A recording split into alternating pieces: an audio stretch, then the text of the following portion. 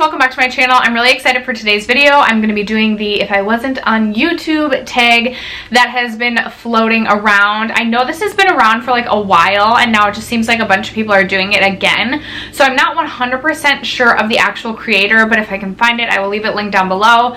I'll also leave some of the videos that I've personally seen doing this tag linked below too, in case you're interested in seeing more videos like this.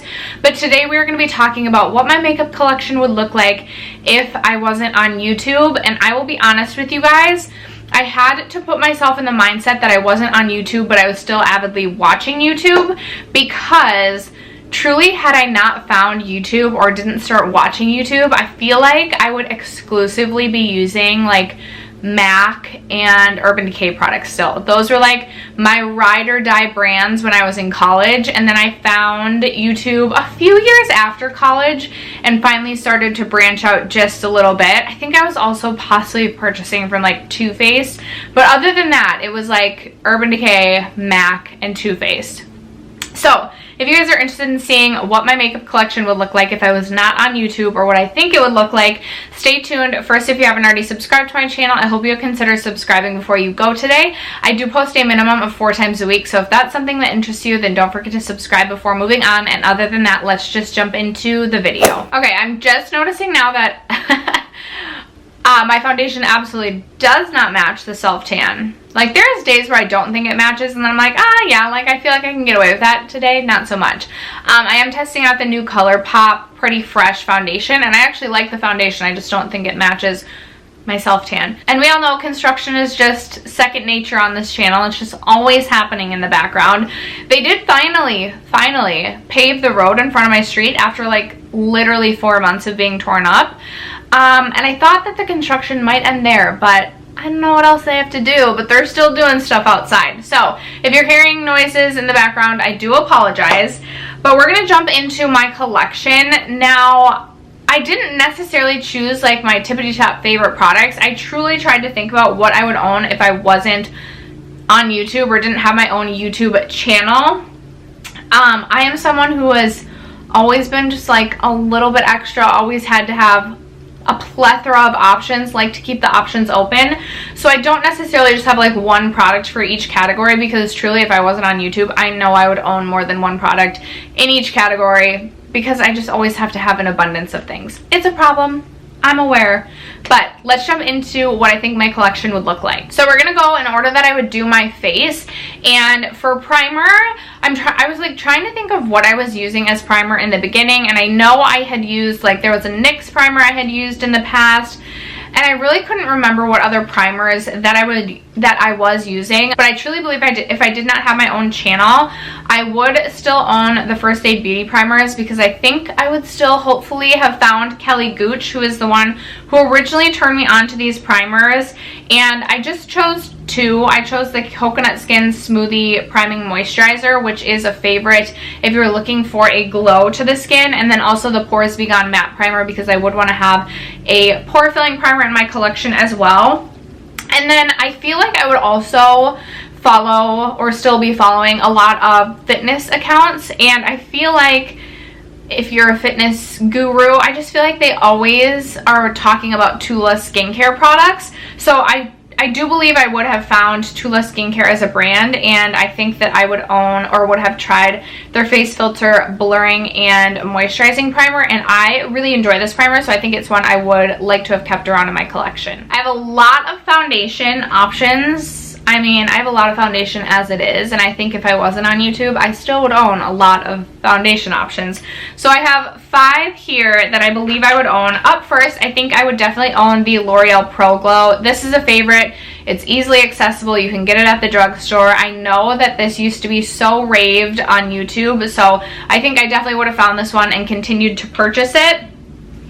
I would definitely own the Dior Forever foundation, because I, in the beginning, pretty much exclusively watched like Jaclyn Hill and Nicole, is it Guerrero? I can never remember what her last name actually is, but those were like my 2 that I always watched. Jaclyn Hill used to absolutely rave about this foundation, and I purchased it off of her recommendation, and I know I would still own this, or would have purchased this and owned that. I also think I would own the Too Faced Born This Way foundation, probably even if I wasn't like an avid YouTube watcher, just because I did used to purchase from Too Faced a little bit as well, and I think I would have found this foundation and I really enjoy it, and I think I would have enjoyed it even if I didn't watch YouTube. Also, ABH, I'm sure I would have found the ABH brand. It's just so hyped, so popular. Even if I didn't watch YouTube, I feel like I would have found the ABH brand, and I do love a good luminosity. I don't like anything dewy, but I do like a glowy luminosity to the skin, so having it be called the Luminous Foundation, I feel like I would have purchased it. So I believe I would own this. And then I also chose the Ilia Super Serum Skin Tint, and the reason I selected this is because I didn't even necessarily buy this foundation because I was hearing people talk about this on YouTube. I remember I had walked by the display like way back in the day, like before stuff closed down in like January or the beginning of February, maybe even into March. I was bad. I went to the mall like days before it shut down, and I remember my sister and I were in our mall shopping Sephora, and I had walked by this display and I had told her I had been so interested in this for so long, and she had said that she was as well. I think it's just the whole like clean aesthetic of the vibe, the whole clean aesthetic and the whole vibe of Ilia as a brand that has always really drawn me into their brand. And I think regardless of whether or not I was on YouTube or not, I would have been drawn to this brand just based on their whole aesthetic, and I think I would have purchased this, so I had to include this one as well. Concealer was a tough one for me. I was trying to think of like the old concealers back in the day, like Urban Decay, the first one, not the one that's out now, the one that discontinued, Naked Skin or whatever. I had gone through like 3 tubes of that. Towards the end, I really did not enjoy that concealer. I am hoping that I would not have continued to purchase Tarte Shape Tape and suffered through that, because I really don't enjoy the Tarte Shape Tape concealer. So I think the 2 concealers I would own if I was not on YouTube would be the Too Faced Born This Way Multi-Use Sculpting Concealer. Again, I purchased from Too Faced before I even watched YouTube, so I think I would have found this one and really enjoyed it. And then Kosas is another brand that the whole vibe of the brand, the whole aesthetic has always really drawn me in. And I don't even think I purchased this because of YouTube. I think, again, I was in store and purchased this because I just liked the display or whatever it may have been, and I really enjoy this one, so I think that this would be the other concealer that I would own. I did only choose one powder just because if it wasn't for YouTube, I don't think I would use powder at all, but I found ways to make powder work for me because of YouTube. The powder that I selected was the Hourglass Veil powder. This is just such a beautiful powder. I have raved about this powder a ton on my channel, so I'm not going to drone on about it, but it doesn't look super powdery on the skin. I feel like you can still see like the healthy glow that skin should have, in my opinion, when wearing this powder. So that is why I chose this as the powder that I would own. Bronzer was tough. I think if I was not on YouTube, I would probably for sure still own the Physicians Formula Butter Bronzer. I also think I would own the Milani Sunkissed bronzer because this one, again, is accessible via Target, the drugstore, whatever it might be. And I've heard so many people rave about this, so I think I would definitely have purchased this even if I was not on YouTube. And then also, I know I would have wanted to try something from the Fenty brand, so I definitely believe that I would own the Fenty bronzer if I wasn't on YouTube. I think this was one of the first things I purchased from the brand. Maybe it wasn't. I definitely owned a highlighter from Fenty first, but I do have a thing for bronzers, so I definitely feel like I would have purchased this regardless of whether or not I was on YouTube. And I think I would own this. Blush was another tough category because I feel like in the past, when I was first getting into makeup, I was not a blush type of a gal. And then I wanted to start to dabble in blushes. So one of the first things I purchased was the Smashbox LA Lights Blush and Highlight Palette. And I believe I would own this even if I wasn't on YouTube because I purchased it, I think, before I even started my channel, just because I wanted to have a couple of blushes to play around with. This is what this looks like. It's still kicking in my collection. I cannot get myself to declutter it. And in fact, this was going in my whole collection project pan at the beginning of the year, and I actually really enjoyed using this. So I do think I would own this if I was not on YouTube. I also know, sorry, my freaking hand tan is absolutely absurd and ridiculous. Like, this is really not cute. But I do think I would definitely still own some MAC. Obviously, I used to be pretty much exclusively loyal to MAC, so I selected Warm Soul as a blush that I believe that I would own if I wasn't on YouTube, because so many people have raved about this blush. I know I would have picked it up. I also know that I would own Becca Flower Child. Again, I used to watch so much Jaclyn Hill, and she used to rave about this blush. I purchased this blush off of her recommendation, and I definitely think I would own this one if I wasn't on YouTube. I also think I would have found the Buxom Wanderlust blushes. Buxom is another brand that I used to purchase from before I really started to gain a larger understanding of all that the makeup industry had to offer. I obviously owned a ton of the Buxom glosses because those are like their staple product. But I do believe I would have found these blushes, and I think I would own Seychelles, and thank goodness, because we all know I absolutely adore this blush. And then I also hope that even if I wasn't on YouTube, I would have found Samantha March. Love her. So I think I would have absolutely wanted to support her collab, and I would own the Chick Lit blush duo, and I also really, really love this as well. For highlight, I had to go with two OG highlights. So first, we have the Essence Pure Nude Highlighter. I definitely think I would own this. Again, very easy to access, and so many people used to rave about this. I also think I probably would be a little bit more self-conscious of myself in highlighter if I wasn't on YouTube, so having more subtle highlight would be a really great option for me. I also think I would own the Mary Luminizer from The Balm. This was, oh shoot, I don't want you guys to get the spoiler for my 20 and 20 project pan, even though you probably would guess because I'm covering this. But I do think I would own the Mary Lou because this was one of my first highlighters. This is like the OG of highlights. I feel like this is what put highlights on the map, and this I think was one of my first, if not my first highlighter that I owned. So I definitely think I would own that. And then I think I would also own the Dior No. 2 highlight. I did not purchase this highlighter off of anyone's recommendation. I remember I just was shopping in Sephora, came across this display. Dior is so luxurious, or it just felt so luxe in my opinion, and I had walked by this so many times in store before I finally bit the bullet and purchased this. But I do think I would own this as well. For brows, I am hoping that I would have finally made the transition to a brow powder. It just works the best for me. I am not great with penciling in my brows, so I think that I would own the ABH Brow Powder Duo. Either that or probably the Brow Wiz or the Brow Definer. Neither really are my favorite, but I'm hoping I would have eventually found my way to a brow powder. For palettes, I have 5 palettes. They're all pretty neutral, and I truly believe, like, even if I had never watched YouTube, I probably eventually would have found my way to these palettes. So first up, I have 2 from Urban Decay, and I used to love Urban Decay and be very loyal to the Urban Decay brand. I also would probably own some MAC palettes, just being honest with myself.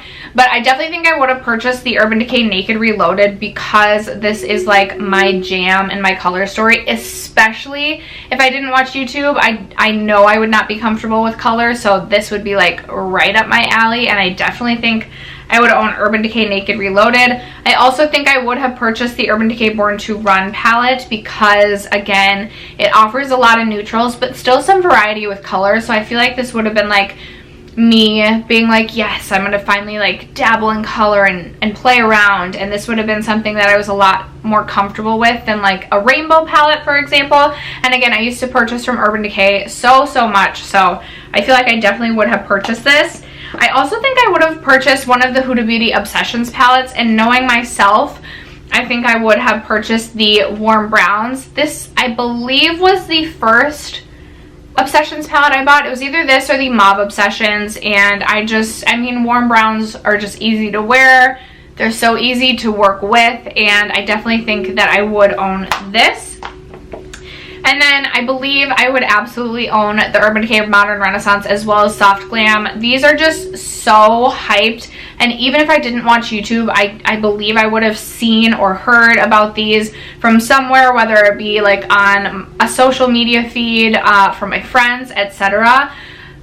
I definitely would have owned these. We all know Modern Renaissance is like the OG of OGs. I don't think, like, if I wasn't on YouTube, I probably would have used like this half of the palette, and I don't even know if I would have touched this half, with the exception of maybe like the dark brown and the shade Warm Taupe.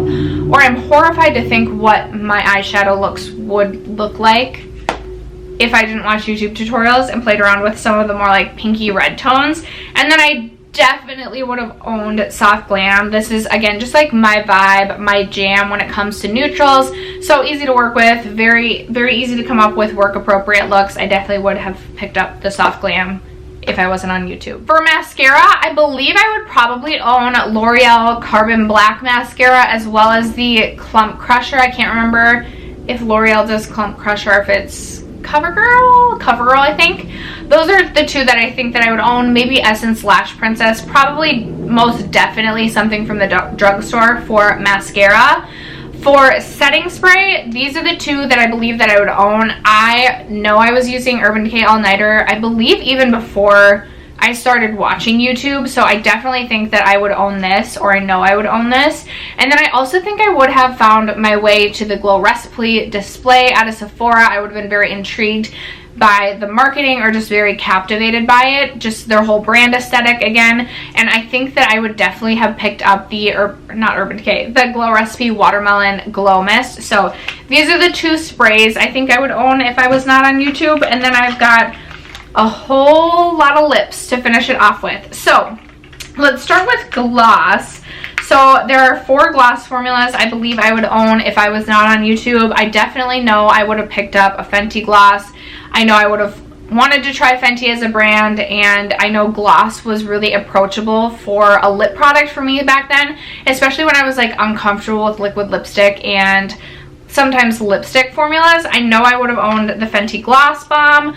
Buxom, I owned this before I even started watching YouTube. This is Buxom Dolly. I definitely would have owned a Buxom lip gloss. I believe I would have purchased a lip gloss from Urban Decay, again, because I used to buy from Urban Decay so often. This one's in the shade Fireball. I don't know if this is specifically the color I would own, but I do think I would own one from Urban Decay.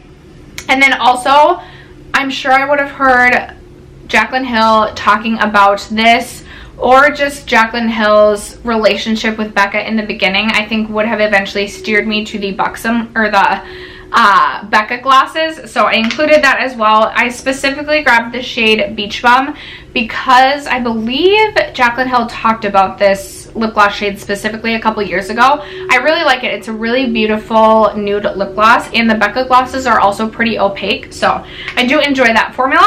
I just chose one from MAC and Urban Decay. I owned so many MAC lipsticks before I found YouTube, and then again, I think I owned Urban Decay lipsticks before I found YouTube as well, so I definitely believe I would own one from each of those brands. And then liquid lipstick, I know I would own something from ColourPop just because it's more affordable. I found ColourPop right around when I found YouTube, I think.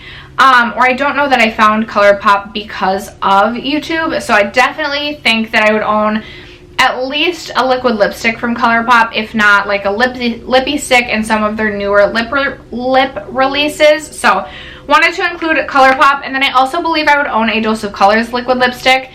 I've gotten a few of these in BoxyCharms, and I do believe I would be subscribed to BoxyCharms, so I think I would have found the brand that way. But also, I've watched a ton of Stephanie Nicole's liquid lipstick reviews, and she always raved about the Dose of Colors liquid lipstick formula, so I believe that I would also own a Dose of Colors liquid lipstick.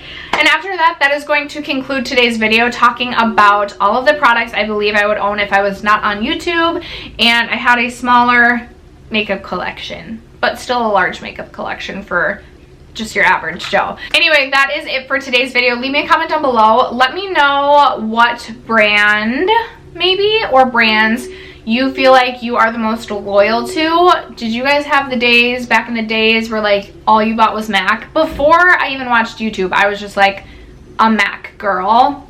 Oh, I remember those days so fondly. Anyway, that's it for today's video. Thanks so much for sticking around to watch and for supporting my channel as you always do, and I will catch you guys in my next one. Bye.